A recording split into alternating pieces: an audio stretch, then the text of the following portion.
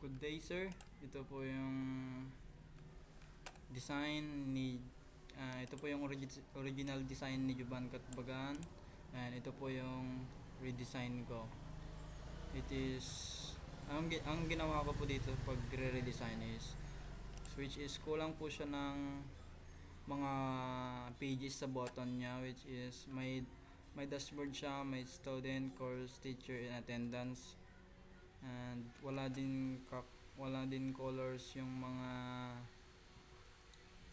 pages niya, kaya ito na po yung redesign ko, which is naglagay ako ng color combination para maganda yung background.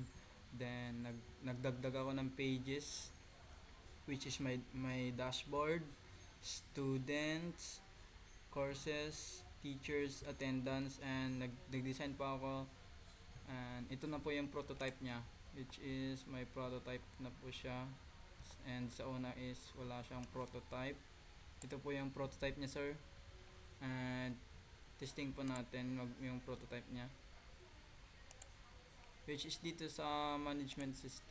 Welcome to school management system. Pwede ka mag-login or sign up, sir. So bago pa lang po tayo sa website na to or management system na to, mag-sign up po tayo. Pwede tayo maglagay ng username, password, enter natin, and dito pupunta tayo sa login. Mag-login tayo, mag-enter tayo ng username and password. Then ito na po yung pinaka dashboard niya, may top performer dito. Ito po yung makikita po yung list. Ito po tayo sa student. Ito po yung list of student. Pwede ka mag-edit ng student,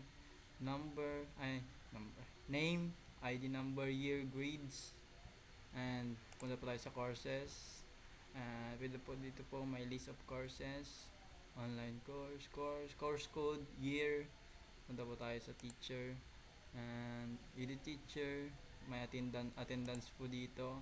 Then pwede po tayo may balik po natin sa teacher kung pwede tayo, and course, student, dashboard. Then po tayo sa maglalog out tayo, mag-login ka ulit. Ganun lang po, sir. Ito na po yung kabuuan niya, sir. Ito, sir. Before original version and redesign version po, sir. Thank you po, sir.